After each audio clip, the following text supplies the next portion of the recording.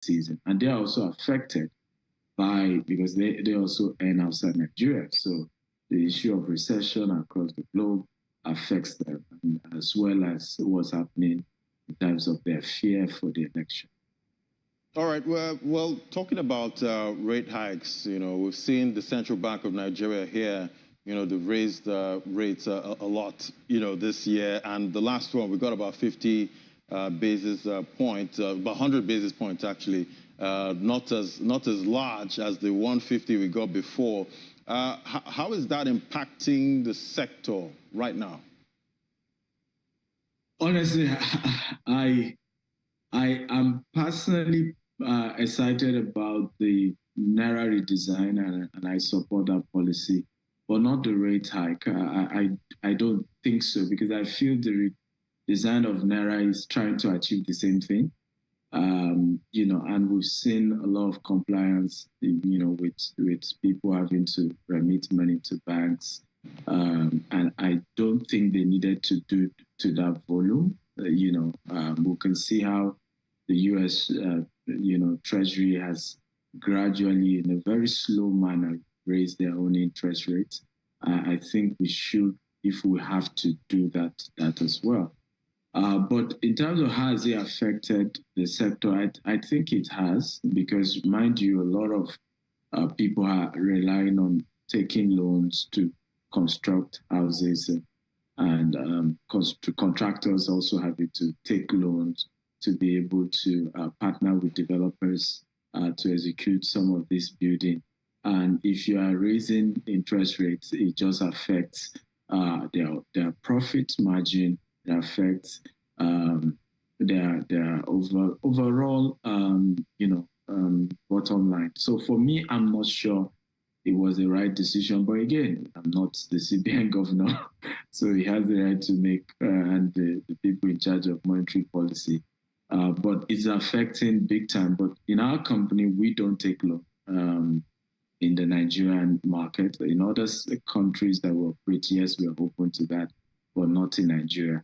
And for us, it's we just feel that the banking sector is not as supportive. And I've said this publicly many times. I think they are not supportive of our sector. I've seen situations where banks take over people's estates without being considerate about the other investors in that particular estate, and they just take over the entire thing. And so, seeing those kind of experience, I just decided that our company will not going to take any loan from any bank for our own construct. Yeah, and obviously we know, the central bankers are struggling, right now, and obviously banks struggling with, non-performing loans and all of that. So that will make it a little difficult, for them also. But let's talk about green, smart housing. Is that looking like a reality for Nigerian market? Well, it is. What I think will happen, the same revolution that happened with the telecoms, where we were slow to adopt that, but Nigeria is way ahead in terms of technology, telecommunication technology, and we're more advanced. I think the same will happen. I just attended the UN Climate Change COP27 in Egypt, and that's been the conversation, adaptation, and I think Africa is ready. If you look at even what Egypt is doing, they have housing project running to almost 30 million. You won't believe it, housing units being built. It's massive what Egypt is doing and how Egypt is trying to adapt to climate change. And I think Nigeria can be in the forefront. We are the first company to commit to building 25,000 green and smart homes in Nigeria. And we're excited that we stuck to that idea. It's expensive, because having to convert waste to biogas, rely on solar and other alternative wind energy, is not one of those easy things. So we have a 2035 goal. By the year 2035, we will have 25,000 green and smart homes, and they will be zero carbon emission. But we need money to make this happen. The last time our finance team told us it's going to cost us as much as $20 billion to do that because we want to put a golf course, polo club, have hotels, shopping malls in those places. We still have 13 years to go. We're still at the beginning stage. But we're excited that we are a company of the future, and there's nothing wrong being ahead of everyone else. All right, talking about what you're, looking to add, some of these essays. Some believe that your housing solutions are for the rich and the affluent. What do you say to them? I think they are right.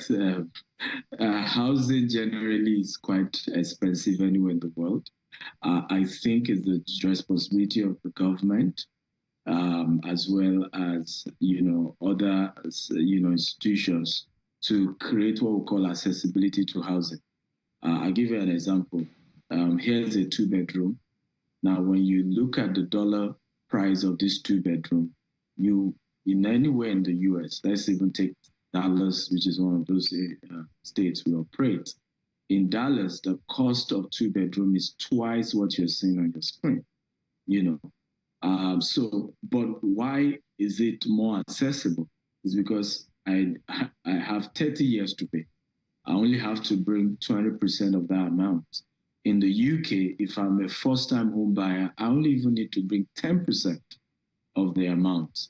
And I'll have the government support me with the remaining 10%, then I get a lender to give me the remaining 80%. And I have 20 to 30 years to pay back. So for me, I think housing generally, globally, is not really cheap. But what government and finance institutions have done is to make it accessible even to those who are not rich. And we have to face that reality because part of why we have attracted quacks in our sector is because we are playing to the gallery with the conversation of, I'm just going to be cheap. I'm, affordable housing. And we all know that is not in the hands of any single developer, right, to make housing affordable in Nigeria. It's just the truth. But of course, we can keep playing that language just to make customers feel good. But the reality is that it's not in your hands. If it's going because you are not the manufacturer of the materials, the cost of buying land. If in some cases you pay for land twice. You pay family, you pay government to get, the land perfected. So these are factors that affect the cost. And we hope government will come in to make it more accessible. But what we have now is a program that allows people to have up to 3 years. And at any point, once they've done up to 30% that they're struggling to continue, we link them up with a credible mortgage company that then supports their ability to then extend the payment from 3 years to up to 15 years. And I think that's the kind of creative concept that we are bringing to the market. And obviously, affordable housing is very critical, right now, knowing that 133 million Nigerians are multidimensionally poor, at this time. We definitely need affordable housing. But let's talk about your vision for 2035. I will even say accessible housing, right? Because the affordable is relative, right? But can I even still access it? Even if the price is a bit higher, and then I have enough time to spread, which is what's happening all over the place. Yeah, enough time, to spread is, also much needed too. Let's talk about your vision now for 2035. Still, a dozen years away. We've seen you, continuous expansion into other countries and continents. Do you think you'll still have a Nigerian or African face, at that time? Absolutely. I feel that we definitely cannot achieve the vision 2035 without foreign direct investment. We need a lot of investment to do that, particularly because of the model, the concept. For example, I'll give you an example. One of the technology we've seen that we want to adopt is a machine that converts plastic to energy, right? However, that machine alone goes for over $6 million. Right? And that's just to power one estate out of almost 200 estates we will have hopefully by the year 2035. So when you look at the cost implication, you definitely need a lot of foreign direct investment, even grants as well. However, for us is to say that if our success in Dubai, in UK, and US, gives a lot of these investors who are even based in this country to say, okay, we know you here. We've seen what you're doing here. So we can trust you when you say you have this big project in Nigeria and you need us to invest. And so for us, we feel that our international expansion, it gives us a lot of credibility abroad, enough to attract a lot of investors to believe in our vision and to partner with us in our Nigerian quest. Let's talk about your offerings now, and when exactly will the promotion kick off, and how can people actually access it? Beautiful. So we already have a lot of people who have started taking advantage, but we're doing a global virtual launch on Saturday, 10th of December, and we're inviting the general public, particular investors, to come. And we will be able to break down the offers. It's an off-plan sales. Again, like I told you, we try our best not to take loan because experiences we've had is not encouraging. And so for us, what we've done is to say, you know what, we'll give you opportunity to pay us gradually.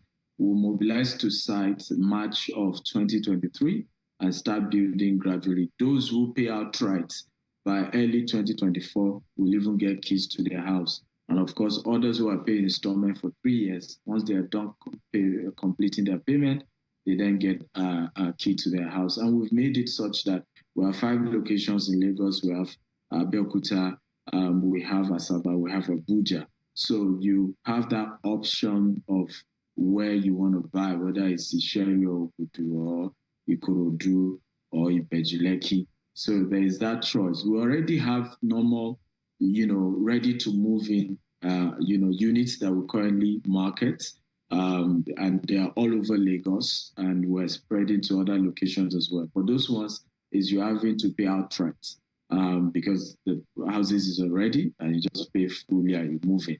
But this ones gives you opportunity for accessibility by flexible payment.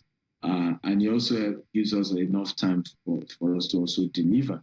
So a 3-year window period is a fantastic time. And what will be happening to investors is that in that 3 years, you're almost having 100% return on investment, because by the time the house is ready, the value of the property will be almost 100% what it was 3 years ago when you started paying. And remember, you had that flexible payment to pay.